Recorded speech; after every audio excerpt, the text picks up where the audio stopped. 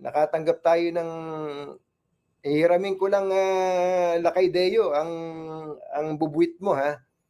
Meron pong, mensahe pala ang, Pangulong Bongbong Marcos. Naku, sino kaya itong baka may bintangan pero 'di bale. May mensahe po ang Pangulong Bongbong Marcos sa mga lider ng Kongreso. Mga lider ng Kongreso, hindi ko na po babanggitin kung, sino dahil 'pag sinabing mga lider marami po 'yan.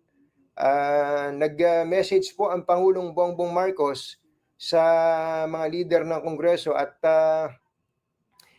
chineck ko munang mabuti, baka kasi tayo, makurwente 'no, makurwente dahil sa, ngayon po, gigil na gigil ang maraming mga, pulitiko, hindi lang po pulitiko pati po yung mga ibang mga NGOs gustong-gustong sampahan ng kasong impeachment si Vice President Sara Duterte. Ano po, mga kababayan,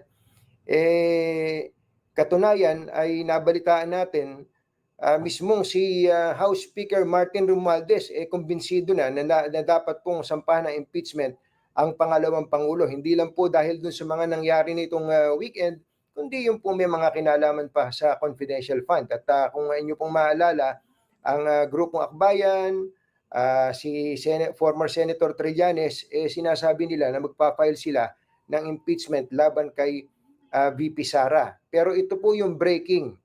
Ano po?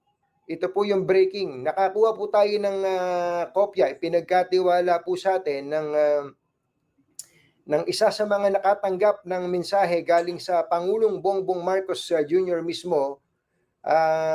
Kanono, pwede ba nating ipakita? Pakita natin yung, message ni, Pangulong, Bongbong Marcos, na-access po natin ngayon lang kay, ay muntik ko na masabi. Muntik ko na masabi kung kanino pinadala. Ano po, eto po yung, parte nung mensahe ng Pangulong Bongbong, Marcos sa mga House leaders. In the larger scheme of things, Sara is unimportant.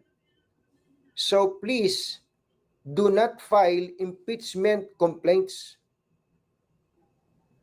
Sa malaking usapan, sabi ng Pangulo, ng mga bagay, hindi naman mahalaga si Sara, sabi po niya. So please do not file impeachment complaints.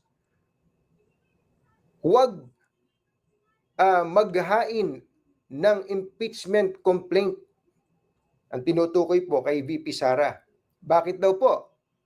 It will only distract us from the real work of governance. Gagambalain lang tayo nito sa totohanang pamamahala, trabaho ng pamamahala, which is to improve the lot of all Filipinos.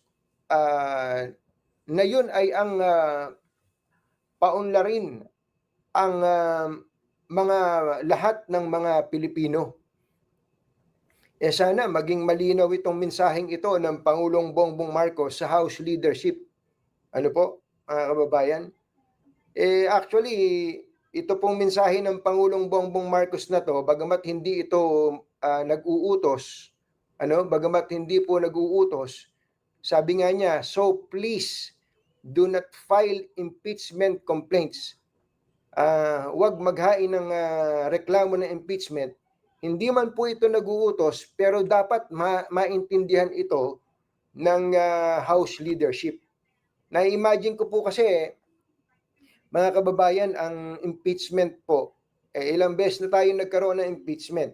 May dalawa pong nagtagumpay na impeachment. Yung isa po ay laban kay dating Pangulong Erap Estrada, at ang isa po naman ay ang impeachment laban kay dating Chief Justice Renato Corona. Matatawa kayo kinonvict po ng Senado si Erap batay po sa second envelope na wala naman po palang laman. Hindi pala siya kinonvict. Ano ba nangyari kay Erap noon?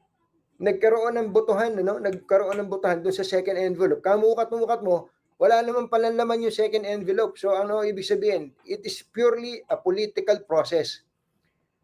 Kay Corona, katakot-takot ang ibinatong reklamo labang kay Corona. Ano naging ending? Kinonvict po siya ng impeachment trial na Senado. Kamukat-mukat mo sa bandang huli, yung pong mga reklamo laban sa kanya mga walang batayan, namatay patuloy yung tao. Ano nangyari sa bayan natin? Na-polarize. What I'm saying is, ang impeachment talaga, mga kababayan, while it is provided for in the Constitution para po sa mga opisyal ng pamahalaan natin, ang nangyayari po dahil ito po isang political process more than a legal process ay nagkakahati-hati sa ating pong nagreresulta ng pagkakahati-hati ng ating bayan. Kaya ito pong ginawang ito ng Pangulong Bongbong Marcos, again, ito po ay message niya sa House leadership, which yung message po na yon, nagkaroon po tayo ng chance, dinoble check, ng report check po natin at kumpirmado po ito. Siya po mismo ang nagsasabi sa House leadership na please do not file impeachment complaints. Sana po ay natanggap ito ng mabuti ng mga pinuno ng Senado, ng House of Representatives. Saka alam nyo, bukod dun sa ano bang panahon na ngayon, ilang panahon na lang matatapos na po yung current Congress. Ano ba chance ng impeachment? Ano ba i-impeach? Ito na kwentuhan na lang naman. Ano ba in-impeach sa House? Pag magta-trial ba, gaano ba kasalimuot yun? At may numero ba ang Senado para po i-convict si VP Sara? So, anyway, that's it. That's our breaking news for this afternoon. Anong oras na ba? 11:15. Maraming salamat po sa inyong pagsubaybay